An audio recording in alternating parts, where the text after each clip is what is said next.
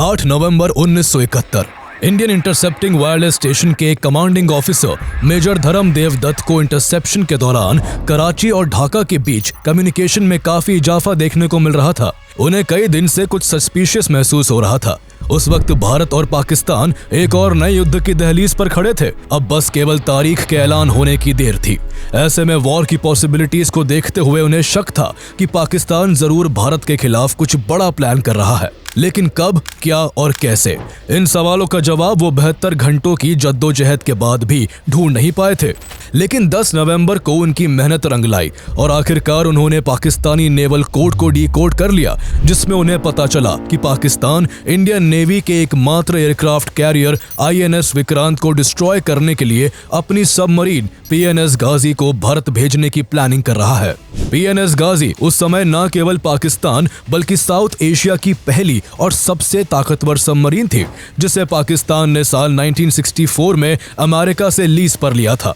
इससे पहले भारत से 2 बार मुंह की खा चुका पाकिस्तान इस बार जंग से पहले ही अपनी पोजीशन को मजबूत करना चाहता था। पाकिस्तान के इस प्लान की खबर से इंडियन नेवी अलर्ट हो गई और तेजी के साथ PNS गाजी को रोकने की प्लानिंग करते हुए पाकिस्तान को उसी की चाल में फंसाकर मात देने के लिए हर एक पॉसिबिलिटी को बारीकी से कुरेदने में लग गई। वही पाकिस्तान अपनी जीत के गुमान में चूर PNS गाजी को इंडिया की ओर रवाना कर चुका था। बीतते समय के साथ PNS गाजी तेजी से इंडियन कोस्टल इलाके के करीब पहुंचने लगी, लेकिन तब उस पर सवार पाकिस्तानी नौसैनिकों और खुद पाकिस्तान सरकार को कहां पता था कि PNS गाजी INS विक्रांत की तरफ नहीं बल्कि अपनी मौत की तरफ बढ़ रही है। तो आइए जानते हैं कि इंडियन नेवी ने पाकिस्तान की इकलौती सबमरीन PNS गाजी को कैसे डुबोया। आखिर वो इंडियन नेवी की कौन सी स्ट्रेटेजी थी जिसमें फंसकर INS विक्रांत को डुबाने निकली PNS गाजी खुद समुद्र में हमेशा के लिए डूबकर खत्म हो गई। PNS Ghazi, Pakistan's only long-range fast-attack submarine leased from the US, was tasked with a critical mission to hunt and destroy India's aircraft carrier INS Vikrant. The Indian Navy had gathered intelligence that Ghazi was present in waters somewhere between Vizag and Chennai. He declared that whether I return or not, INS Rajput will return for sure. The trap was set. The sinking of PNS Ghazi with 93 men on board was a key moment in the war, which ended with the creation of Bangladesh in 1972.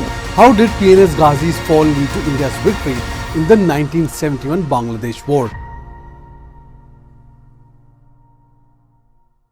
1947 में भारत के partition के बाद जब पाकिस्तान का formation हुआ, तब बंगाल का eastern part भी पाकिस्तान के हिस्से में आया, जिसे ईस्ट पाकिस्तान के नाम से जाना जाता था। पाकिस्तान के फॉर्मेशन के बाद से ही ईस्ट और वेस्ट पाकिस्तान में इक्वल पॉपुलेशन होने के बावजूद पाकिस्तान की सत्ता और रिसोर्सेज पर हमेशा वेस्ट पाकिस्तान का दबदबा रहा। ईस्ट पाकिस्तान को न केवल पावर और डेवलपमेंट से दूर रखा गया, बल्कि उनकी लैंग्वेज और उनके कल्चर को भी भरपूर दबाया गया।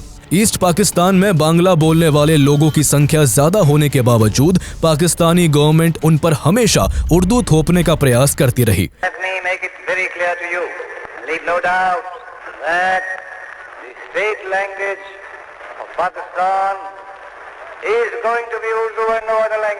इससे ईस्ट पाकिस्तान और वेस्ट पाकिस्तान के बीच दरार बढ़ती चली गई और इसी के साथ साल 1970 आ गया।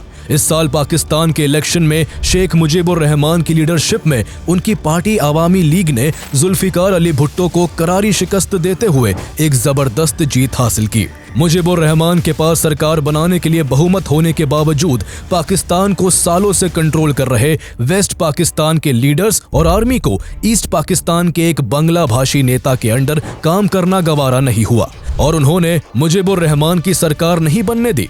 वेस्ट पाकिस्तान की इस तानाशाही और मनमानी से ईस्ट पाकिस्तान के नेताओं और उनकी जनता को गहरा धक्का लगा। उनको अब यकीन हो गया था कि पाकिस्तान के साथ रहकर उनको अपना अधिकार कभी नहीं मिल पाएगा। इसी के साथ ईस्ट पाकिस्तान में पाकिस्तानी गवर्नमेंट के खिलाफ बगावत की आग तेज हो गई और वहां लोग सड़कों पर उतरकर प्रोटेस्ट करने लगे। अब बात केवल अधिकारों की नहीं थी, बल्कि अब बांग्लादेश के रूप में एक आजाद देश की मांग भी जोर पकड़ने लगी थी। ईस्ट पाकिस्तान के लोगों को अपने कंट्रोल से बाहर होता देख वेस्ट पाकिस्तान के हुक्मरानों ने प्रोटेस्ट को कुचलने के लिए 26 मार्च 1971 को ईस्ट पाकिस्तान में मिलिट्री एक्शन लेते हुए ऑपरेशन सर्च लाइट की शुरुआत कर प्रोटेस्टर्स पर कहर ढाना शुरू कर दिया। हजारों मासूम लोगों को मारा जाने लगा, महिलाओं के साथ ज्यादती की जाने लगी। इस क्रैकडाउन में बच्चों तक को भी नहीं बख्शा गया। इस खून खराबे के बीच शेख मुजीबुर रहमान को भी अरेस्ट करके वेस्ट पाकिस्तान की जेल में बंद कर दिया गया, जिससे हर तरफ खौफ का माहौल पैदा हो गया। गिरफ्तारी और पाकिस्तानी आर्मी के टॉर्चर से बचने के लिए बड़ी संख्या में ईस्ट पाकिस्तान के लोग भागकर भारत आने लगे। भारत सरकार भी ईस्ट पाकिस्तान की सिचुएशन को काफी क्लोजली मॉनिटर कर रही थी। 31 मार्च 1971 को इंडियन पार्लियामेंट में ईस्ट पाकिस्तान के लोगों पर हो रहे जुल्म के खिलाफ एक रेजोल्यूशन भी लाया गया, जिसमें ईस्ट पाकिस्तान की जगह ईस्ट बंगाल का इस्तेमाल करते हुए वहां के लोगों को मदद का भरोसा दिया गया। उसी दौरान 10 अप्रैल 1971 को भारत में शरण लिए आवामी लीग के लीडर्स ने कलकत्ता में ईस्ट पाकिस्तान के लिए पीपल रिपब्लिक ऑफ बांग्लादेश का एस्टैब्लिशमेंट किया। इसी बीच ईस्ट पाकिस्तान से लोगों का भारत आना जारी रहा और कुछ ही महीनों में भारत में रेफ्यूजीज की संख्या 10 मिलियन के करीब पहुंच गई। देश में बढ़ती रेफ्यूजीज की संख्या ने भारत सरकार की चिंता को और भी बढ़ा दिया था। इस दौरान प्राइम मिनिस्टर इंदिरा गांधी ने कई देशों का दौरा करके इंटरनेशनल लेवल पर पाकिस्तान की सच्चाई को उजागर करने की कोशिश की, लेकिन फिर भी अमेरिका और बाकी वेस्टर्न कंट्रीज ने इस मामले में कोई कदम नहीं उठाया। ऐसे में इस पूरी सिचुएशन को संभालने के लिए भारत को केवल एक ही ऑप्शन नजर आ रहा था, और वो था पाकिस्तान के खिलाफ मिलिट्री एक्शन लेना। इंदिरा गांधी जल्द से जल्द सैन्य कार्रवाई करना चाहती थी, लेकिन army chief general Sam Manekshaw चाहते थे कि वॉर को नवंबर से पहले शुरू ना किया जाए। दरअसल मानेकशॉ मॉनसून को लेकर चिंतित थे। ईस्ट पाकिस्तान में लगातार बारिश के चलते हर साल फ्लड की सिचुएशन बन जाती थी। ऐसे में अगर युद्ध होता तो भारत के टैंक्स और तोपें वहां कीचड़ में धंस जाती और भारतीय सेना को सही से कार्रवाई करने में काफी मुश्किलों का सामना करना पड़ता। इसलिए सैम मानेकशॉ ने प्राइम मिनिस्टर इंदिरा गांधी को मिलिट्री इंटरवेंशन के लिए थोड़ा और रुकने की सलाह दी। इससे उस समय भारत ने सैन्य कार्रवाई तो नहीं की, लेकिन जनरल सैम मानेकशॉ के नेतृत्व में भारत में कई ट्रेनिंग सेंटर स्टैब्लिश किए गए, जिनमें ईस्ट पाकिस्तान की आजादी के लिए लड़ रही मुक्ति वाहिनी को मजबूत ट्रेनिंग दी जाने लगी। कुछ महीने की ट्रेनिंग और भारत से मिले लार्ज स्केल पर वेपन्स के बाद मुक्ति वाहिनी पाकिस्तान के साथ एक फुल फ्लेज्ड वॉर करने के लिए पूरी तरह तैयार हो चुकी थी। पाकिस्तान भी भारत में चल रही मिलिट्री तैयारियों को क्लोजली फॉलो कर रहा था। मुक्ति वाहिनी के साथ इंडियन आर्मी को अपने खिलाफ तेजी से मोबिलाइज होते देख उसे जल्द ही किसी बड़े युद्ध का आभास होने लगा।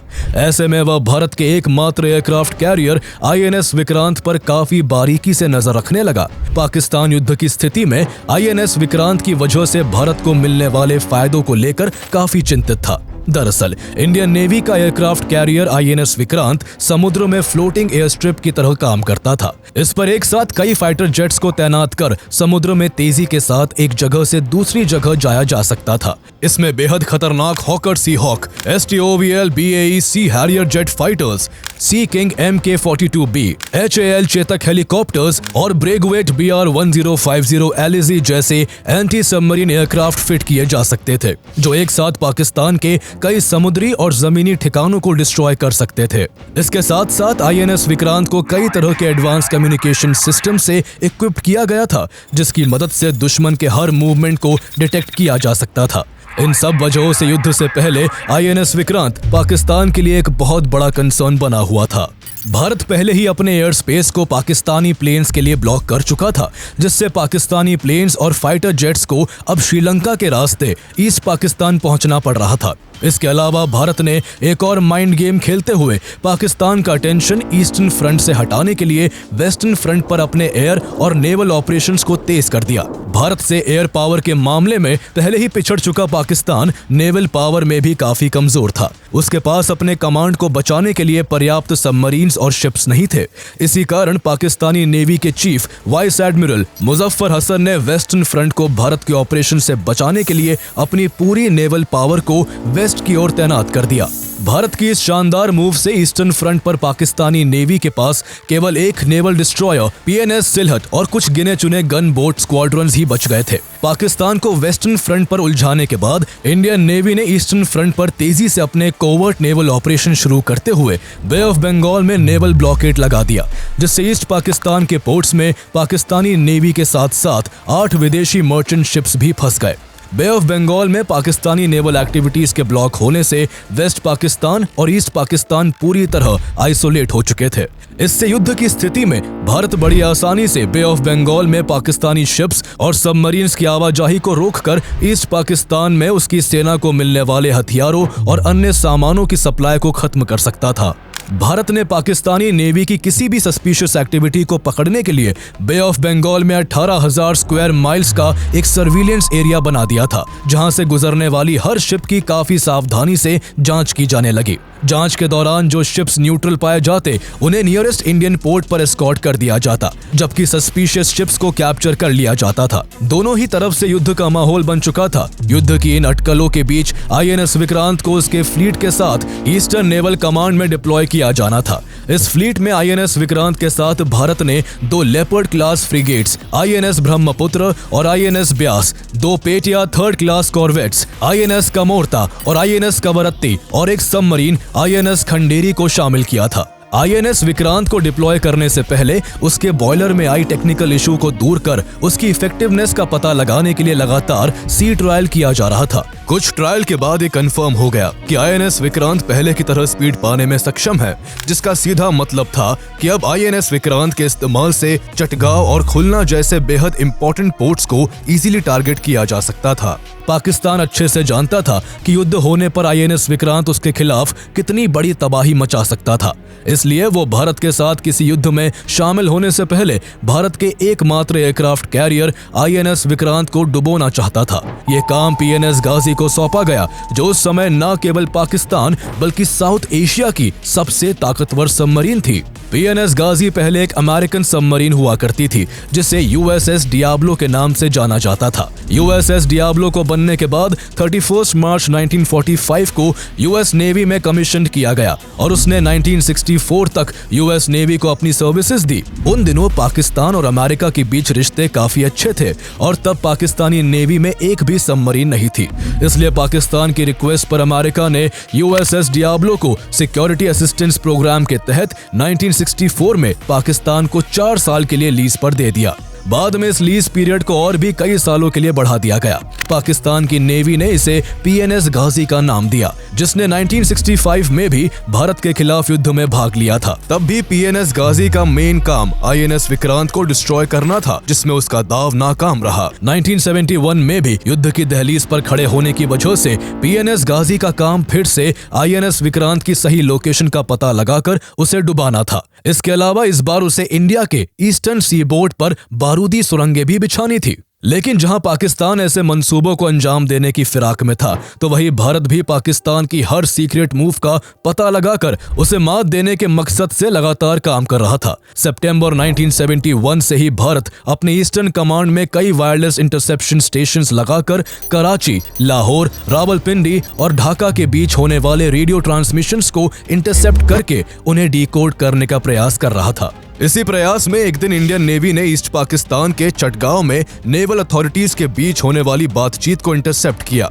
जिसमें वो एक special grade of lubrication oil के बारे में बात कर रहे थे। इस इंफॉर्मेशन से इंडियन नेवी के ऑफिसर्स के होश उड़ गए, क्योंकि इस तरह के ल्यूब्रिकेशन ऑयल का इस्तेमाल केवल सबमरीन्स और माइन स्वीपर्स में होता है। चूंकि पाकिस्तानी माइन स्वीपर्स और डेफने क्लास सबमरीन्स इतनी पावरफुल नहीं थी कि वो बे ऑफ बंगाल से ऑपरेट कर सके, इसलिए इंडियन नेवी ने अनुमान लगाया कि पाकिस्तान जरूर अपनी सबमरीन PNS गाजी के साथ ही कोई मूवमेंट करने वाला है। इसके बाद भारत इस एरिया में अपने इंटरसेप्शन को और भी तेज करते हुए पाकिस्तान की हर छोटी से छोटी कम्युनिकेशन पर ध्यान देने लगा। उधर पाकिस्तान INS विक्रांत को डिस्ट्रॉय करने की प्लानिंग में लगा हुआ था। पूरी प्लानिंग के बाद 8 नवंबर 1971 को पाकिस्तानी नेवी में ऑपरेशन प्लान्स के डायरेक्टर रियर एडमिरल अब्दुल वाहिद बोहम्बल ने इस मिशन की जिम्मेदारी PNS गाजी के कैप्टन जफर मोहम्मद खान को दी।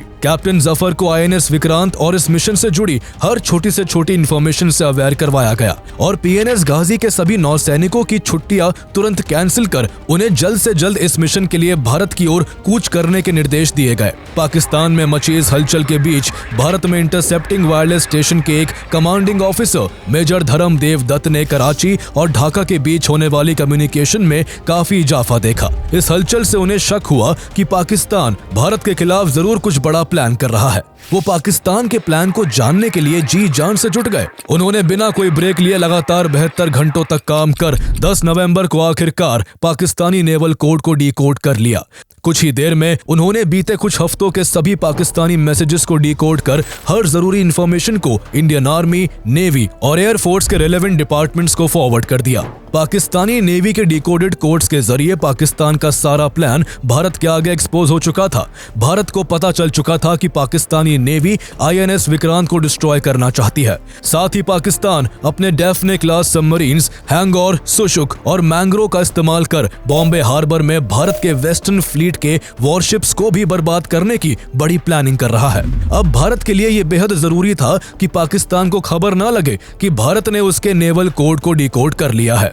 इसलिए धर्मदेव दत्त को इससे पूरी तरह सीक्रेट रखने के निर्देश दिए गए। उधर पाकिस्तान अपने खुफिया प्लान के एक्सपोज होने से अनजान आईएनएस विक्रांत की लोकेशन का पता लगाने में लगा हुआ था। आईएनएस विक्रांत की एक्टिविटीज को ट्रैक करने के लिए उसने अपने एजेंट्स को भी बॉम्बे भेजा हुआ था। इन एजेंट्स ने सबसे पहले खबर दी थी कि आईएनएस विक्रांत बॉम्बे में स्टेशन्ड है, लेकिन 13 नवंबर को उन्होंने पाकिस्तान को बताया कि आईएनएस विक्रांत अचानक से कहीं गायब हो गया है। इस खबर से पाकिस्तानी नेवल इंटेलिजेंस के हाथ पांव फूल गए। वो किसी भी कीमत पर आईएनएस विक्रांत को ट्रैक कर उसे डिस्ट्रॉय करना चाहते थे। उन्होंने तुरंत आईएनएस विक्रांत की लोकेशन का पता लगाने के प्रयास तेज कर दिए, जिसमें उनका साथ कुछ वेस्टर्न देशों ने भी दिया। एक वेस्टर्न कंट्री के असिस्टेंट नेवल अटैचे ने भारत के वेस्टर्न फ्लीट के एडीसी से कई बार बातों ही बातों में आईएनएस विक्रांत की लोकेशन के बारे में जानने की कोशिश की, लेकिन एडीसी से उन्हें कुछ हाथ नहीं लगा। हालांकि कुछ समय बाद पाकिस्तान ने किसी तरह आईएनएस विक्रांत की लोकेशन का पता लगा लिया कि वो मद्रास में है। आईएनएस विक्रांत की इस लोकेशन को कंफर्म करने के लिए पाकिस्तान ने उसी वेस्टर्न कंट्री से मदद ली, बाद में जिसके एक एयरक्राफ्ट को मद्रास पोर्ट के आसपास कई बार चक्कर लगाते हुए देखा गया। तब तक भारत भी समझ चुका था कि पाकिस्तान को आईएनएस विक्रांत की एग्जैक्ट लोकेशन की जानकारी मिल चुकी है और ये सब केवल उसकी लोकेशन की कंफर्मेशन के लिए किया जा रहा है। आईएनएस विक्रांत की लोकेशन के कंफर्मेशन के बाद 14 नवंबर 1971 को पीएनएस गाजी को अपने शेड्यूल्ड प्लान के तहत कराची हार्बर से रवाना कर दिया गया। पीएनएस गाजी लगातार 4 दिनों तक ट्रैवल करने के बाद 18 नवंबर को श्रीलंका के त्रिनकोमाली पहुंच गई, जहां उसे रिफ्यूल करवाया गया और उसकी सफाई की गई। इन सब में 2 दिन का वक्त गुजर जाने के बाद 20 नवंबर को पीएनएस गाजी मद्रास की ओर मूव करने के लिए तैयार थी कि तभी कैप्टन जफर खान को कराची से एक मैसेज मिलता है कि आईएनएस विक्रांत अब मद्रास में नहीं है और उसकी प्रेजेंट लोकेशन के बारे में उन्हें कोई जानकारी नहीं है। मद्रास से आईएनएस विक्रांत के गायब होने की खबर ने पाकिस्तान के नेवल हेडक्वार्टर्स में खलबली मचा दी थी। करीब 48 घंटों की जी तोड़ मेहनत के बाद भी पाकिस्तान आईएनएस विक्रांत की लोकेशन का पता नहीं लगा सका। बार बार आईएनएस विक्रांत की लोकेशन के बदलने से कैप्टन जफर का फ्रस्ट्रेशन बढ़ चुका था, लेकिन उनके पास इंतजार करने के अलावा दूसरा कोई रास्ता नहीं था। दरअसल जब से भारत को पाकिस्तान के प्लान का पता चला था, तब से ही इंडियन नेवी अलर्ट पर थी। ईस्टर्न नेवल कमांड के commanding in chief vice admiral Neelkanth Krishnan तब से एक ऐसे शानदार प्लान पर काम कर रहे थे जिससे पाकिस्तान को उसी के जाल में फंसाकर मात दी जा सके। उनका मानना था कि पीएनएस गाजी के रहते आईएनएस विक्रांत पर हमेशा खतरा बना रहेगा, इसलिए इस प्रॉब्लम के परमानेंट सॉल्यूशन के लिए उन्होंने प्लान बनाया कि पीएनएस गाजी आईएनएस विक्रांत को निशाना बनाने आ रही है, इसलिए सबसे पहले आईएनएस विक्रांत को किसी सेफ जगह स्टेशन कर दिया जाए और फिर आईएनएस विक्रांत की जगह उसके जैसे दिखने वाले एक बड़े शिप को विशाखापट्टनम में खड़ा कर पाकिस्तानी नेवी तक ये खबर पहुंचाई जाए कि आईएनएस विक्रांत विशाखापट्टनम में है। ऐसे में जब पीएनएस गाजी उस शिप का पीछा करते हुए वहां आ जाए, तब इंडियन नेवी द्वारा उसका स्वागत डेप्थ चार्ट से किया जाए। वाइस एडमिरल नीलकंठ कृष्णन ने इस काम के लिए आईएनएस राजपूत को चुना, जो इंडियन नेवी का पहला गाइडेड मिसाइल डिस्ट्रॉयर था। ये तेज रफ्तार से चलने, तेजी से अपनी दिशा बदलने और अपनी गाइडेड मिसाइल से दुश्मन को तहस नहस करने में सक्षम था। इस मिशन की पूरी जिम्मेदारी उसके कमांडर इंदर सिंह की थी। इंदर को पता था कि इस मिशन में काफी खतरा है, जरा सी भी चूक उनकी जान ले सकती थी और मिशन के फेल होने से देश को बड़ा सेटबैक लग सकता था। लेकिन उनके हौसले बुलंद थे। उन्होंने एन कृष्णन से वादा करते हुए कहा कि चाहे मैं जिंदा वापस लौटूं या ना लौटूं, लेकिन INS राजपूत अपने मिशन को पूरा करके जरूर सुरक्षित वापस लौटेगा। इतना कहकर वो 250 नौसैनिकों के साथ अपने मिशन की ओर निकल पड़े। इधर बड़ी चालाकी से INS विक्रांत को अंडमान भेजकर वही स्टेशन कर दिया गया। इस तरह भारतीय नेवी का ये एयरक्राफ्ट कैरियर भी सेफ हो गया और पाकिस्तान को मजा चखाने के लिए भारतीय नौसेना का INS राजपूत विशाखापट्टनम की तरफ बढ़ने लगा। अब ऐसे में भारत पाकिस्तान को यकीन दिलाना चाहता था कि INS विक्रांत विशाखापट्टनम हार्बर में है ताकि PNS गाजी भी वहां आ पहुंचे। इसलिए पाकिस्तान को झांसा देने के लिए जानबूझकर INS विक्रांत की सिक्योरिटी प्रोटोकॉल को ब्रीच करते हुए एक सेलर से उसके घर एक फेक तार भिजवाया गया, जिसमें INS विक्रांत के विशाखापट्टनम पोर्ट में स्टेशनड होने की बात कही गई थी। इस दौरान INS राजपूत भी धीरे धीरे विशाखापट्टनम की ओर बढ़ता रहा। कई दिनों के बाद INS राजपूत विशाखापट्टनम पहुंच गया, जिसके बाद कई जगहों पर इधर उधर चक्कर काटते हुए इंदर सिंह ने INS राजपूत से INS विक्रांत के कॉल साइन का इस्तेमाल कर उसी रेडियो फ्रीक्वेंसी पर बार बार खाने पीने की चीजों की मांग की, जो एक बड़ी शिप और एयरक्राफ्ट के लिए जरूरी होती है। इसके बाद विशाखापट्टनम बाजार से बहुत बड़ी मात्रा में राशन, मीट और सब्जियां खरीदी गई ताकि वहां मौजूद पाकिस्तानी जासूस पाकिस्तान को यह खबर दे सके कि विक्रांत इस समय विशाखापट्टनम में ही खड़ा है। इसके बाद ठीक ऐसा ही हुआ। 23 नवंबर 1971 को पाकिस्तान तक ये बात पहुंच गई, जिसे पाकिस्तान नेवल इंटेलिजेंस ने तुरंत कैप्टन जफर खान को पास कर दिया। भारत की योजना से बेखबर कैप्टन जफर खान ने 23 नवंबर को PNS गाजी को त्रिंकोमाली से विशाखापट्टनम की ओर मूव कर दिया। अब पाकिस्तान पूरी तरह से भारत के बिछाए जाल में फंस चुका था और आगे उसी में उलझकर इसका खामियाजा अब PNS गाजी को खोकर चुकाने वाला था। 25 नवंबर तक PNS गाजी मद्रास को पार कर गई और लगातार आगे बढ़ते हुए 1 दिसंबर की रात 11:45 पर विशाखापट्टनम पोर्ट के नेविगेशनल चैनल में एंटर कर गई। PNS गाजी को बिना किसी खतरे के विशाखापट्टनम तक पहुंचता देख पाकिस्तान बहुत खुश था। भारत ने भी पाकिस्तान के इस भ्रम को कायम रखते हुए चुपचाप PNS गाजी को अपनी समुद्री सीमा में घुसने दिया और ऐसा दिखाता रहा जैसे उसे पाकिस्तान के इस घुसपैठ की कोई खबर ही नहीं है। 1 दिसंबर की रात विशाखापट्टनम कोस्ट पर पहुंचने के बाद PNS गाजी के कमांडर कैप्टन जफर को 3 तरह के ऑप्शंस पर काम करना था। पहले ऑप्शन के मुताबिक उन्हें विशाखापट्टनम पोर्ट के नेविगेशन चैनल में बारूदी सुरंगें बिछानी थी ताकि अगर INS विक्रांत इस सुरंग से गुजरे तो वह खुद से ही डिस्ट्रॉय हो जाए। दूसरे ऑप्शन के तहत उन्हें INS विक्रांत को विशाखापट्टनम हार्बर में एंटर कर अपने टॉर्पीडो से डिस्ट्रॉय करना था, जबकि तीसरे ऑप्शन के तहत उन्हें अपनी पोजीशन पर रहते हुए विक्रांत के इस पोर्ट से निकलने का इंतजार कर उसे आखिरी मोमेंट पर निशाना बनाना था।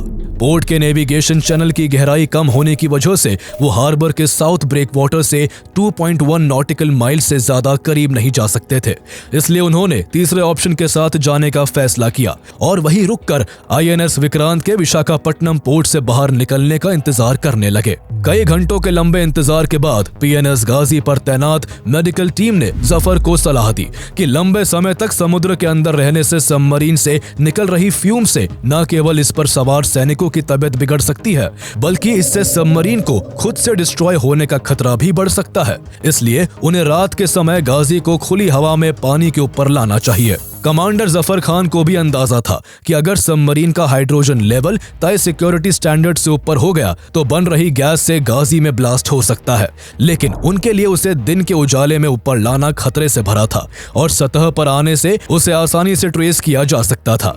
वही सबमरीन के काफी समय से पानी के अंदर रहने से अब तक कई सेलर्स की तबीयत खराब हो गई थी। कुछ सेलर बुरी तरह खांस रहे थे, जबकि कुछ की आंखों पर गंभीर रूप से असर पड़ रहा था। दूसरी तरफ INS राजपूत के कमांडर इंदर सिंह सभी नेविगेशनल एड्स को बंद करके 3 दिनों से लगातार इस एरिया में पेट्रोलिंग कर रहे थे ताकि इस पोर्ट में केवल पाकिस्तानी सबमरीन PNS गाजी की हलचल बचे और जैसे ही वो यहाँ कोई मूवमेंट करे उसे तुरंत डेप्थ चार्जेस से तबाह किया जा सके। लेकिन काफी मशक्कत के बाद भी इंदर सिंह को पीएनएस गाजी की कोई खबर नहीं लग पाई थी। इस लुका छुपी के खेल में 3 दिसंबर आ गया और शाम के 5:45 पर पाकिस्तान की एयरफोर्स ने इंडियन एयरफील्ड्स अंबाला, उत्तरलाई, जोधपुर, पठानकोट, श्रीनगर और अवंतीपुर पर एयर स्ट्राइक कर ऑपरेशन चंगेज खान शुरू कर दिया। भारतीय सेनाएं भी तैयार बैठी थी, जिन्होंने तुरंत पाकिस्तानी हमले का जवाब देना शुरू कर दिया, जिससे दोनों देशों के बीच थर्ड इंडो पाक वॉर की शुरुआत हो गई। दोनों तरफ से जारी जमीनी और हवाई हमलों के बीच प्राइम मिनिस्टर इंदिरा गांधी ने उसी दिन करीब आधी रात को ऑल इंडिया रेडियो के जरिए देश को संबोधित किया। देश के नाम अपने संदेश में उन्होंने देशवासियों को पाकिस्तान द्वारा किए गए हमले और भारत द्वारा की गई जवाबी कार्रवाई के बारे में जानकारी दी। इस दौरान उन्होंने विपक्षी पार्टियों और देशवासियों से इस संकट के समय में एकजुट रहकर सरकार का साथ देने की अपील की। वॉर की खबर आईएनएस राजपूत के कमांडर इंदर सिंह तक भी पहुंचाई गई और उन्हें तत्काल वहां से मूव कर दूसरे मोर्चे को संभालने को कहा गया। दूसरी तरफ पीएनएस गाजी में सवार लोगों की हालत बिगड़ती जा रही थी, इसलिए बुरी स्थिति को देखते हुए कैप्टन जफर ने तय किया कि वो पहले गाजी को पेरिस्कोप के लेवल तक लाकर बाहर की स्थिति का जायजा लेंगे और कोई हलचल ना दिखाई देने पर वो पानी के ऊपर आ जाएंगे। इसके बाद पीएनएस गाजी को पेरिस्कोप लेवल तक ले जाया गया और वहां से कैप्टन जफर बाहर की स्थिति का मुआयना करने लगे। उस समय तक इंदर सिंह विशाखापट्टनम पोर्ट को छोड़ने की तैयारी कर चुके थे, लेकिन तभी आईएनएस राजपूत में लगे सोनार ने 3 नॉटिकल माइल्स दूर समुद्र की गहराई में किसी मूविंग ऑब्जेक्ट को डिटेक्ट किया। टेक्नीशियंस ने कुछ देर बाद कंफर्म कर दिया कि वो ऑब्जेक्ट कुछ और नहीं बल्कि पीएनएस गाजी ही है। इंदर सिंह की 3 दिनों की तलाश पूरी हो चुकी थी और उन्हें अपना टारगेट साफ साफ दिखाई दे रहा था। इसके बाद उन्होंने आईएनएस राजपूत की स्पीड को बढ़ा दिया और तेजी के साथ पीएनएस गाजी की तरफ बढ़ने लगे। थोड़ी देर बाद पीएनएस गाजी के कैप्टन जफर ने देखा कि एक बड़ा इंडियन नेवी वेसल तेजी से उनके डायरेक्शन में बढ़ता चला आ रहा है। इस खतरे से बचने के लिए उन्होंने बिना समय गवाए गाजी को नीचे ले जाना चाहा, लेकिन तब तक काफी देर हो चुकी थी। आईएनएस राजपूत उसके काफी करीब आ चुका था और वो उस पर एक्सप्लोजिव से भरे 2 डेप्थ चार्जेस दागते हुए तेजी के साथ आगे निकल गया। इससे पीएनएस गाजी में रखे टॉर्पीडोज और एक्सप्लोजिव्स में आग लग गई, जिसने उसके फॉरवर्ड हल को उड़ा दिया। अब तक इंदिरा गांधी का देश के नाम संबोधन खत्म भी नहीं हुआ था कि तभी विशाखापट्टनम पोर्ट से कुछ ही दूरी पर एक जबरदस्त धमाका होता है। ये धमाका इतना तेज था कि पोर्ट के आसपास के घरों के शीशे टूट गए और इसकी आवाजें काफी दूर तक सुनाई दी। ऐसा लग रहा था जैसे समुद्र के अंदर कोई परमाणु बम फटा है। इस जोरदार धमाके से समुद्र का पानी कई फीट ऊपर तक उठ गया। जारी युद्ध की वजह से वहां आसपास के लोगों को लगा कि पाकिस्तानी एयरक्राफ्ट ने उनके शहर के ऊपर बमबारी शुरू कर दी है, लेकिन सच्चाई ये थी कि पाकिस्तान की एकमात्र सबमरीन पीएनएस गाजी इंडियन नेवी की शानदार रणनीति के कारण उसके 93 नौसैनिकों समेत डुबो दी गई थी। भारत ने पीएनएस गाजी को समुद्र में डुबोकर इस युद्ध में एक बड़ी बढ़त हासिल कर ली थी।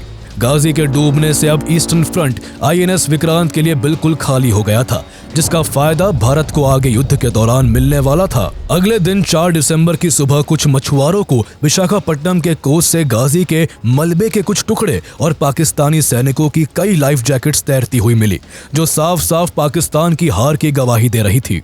पीएनएस गाजी के डूबने की घटना को कंफर्म करने के लिए 4 दिसंबर की दोपहर इंडियन नेवी ने लेफ्टिनेंट कमांडर सज्जन कुमार दाहिया के नेतृत्व में एक टीम को आईएनएस अक्षय के साथ घटना स्थल पर भेजा। इस दौरान इस टीम ने पीएनएस गाजी की क्लॉक रिकवर्ड की, जो 4 दिसंबर को 12:15 AM पर बंद हुई थी। इंडियन नेवी की शानदार स्ट्रेटेजी से पाकिस्तान को पीएनएस गाजी को खोकर गहरी चोट तो पहुंची, लेकिन हर बार की तरह इस बार भी पाकिस्तान ने बदनामी से बचने के लिए पीएनएस गाजी के डूबने को मात्र एक एक्सीडेंट करार दिया। पाकिस्तान के हिसाब से पीएनएस गाजी गहरे अंधेरे की वजह से अपनी पोजीशन को पहचान नहीं सकी और अपने ही बिछाए माइनफील्ड में फंसकर ब्लास्ट हो गई। पाकिस्तान चाहे जो सोचता या दुनिया के सामने चाहे जो कहानी बनाता, लेकिन पीएनएस गाजी को खत्म कर भारत का काम हो चुका था। इस जीत से उत्साहित इंडियन नेवी ने 4 दिसंबर को आईएनएस विक्रांत के साथ ईस्ट पाकिस्तान पर धावा बोल दिया। उस दिन विक्रांत के फाइटर जेट्स ने चटगांव और कॉक्स बाजार में बमबारी करके पाकिस्तान के सी रूट को ब्लॉक कर दिया, जिससे यहाँ लड़ रही पाकिस्तानी आर्मी को वेस्ट पाकिस्तान से वेपन्स और लॉजिस्टिक्स मिलना बंद हो गए।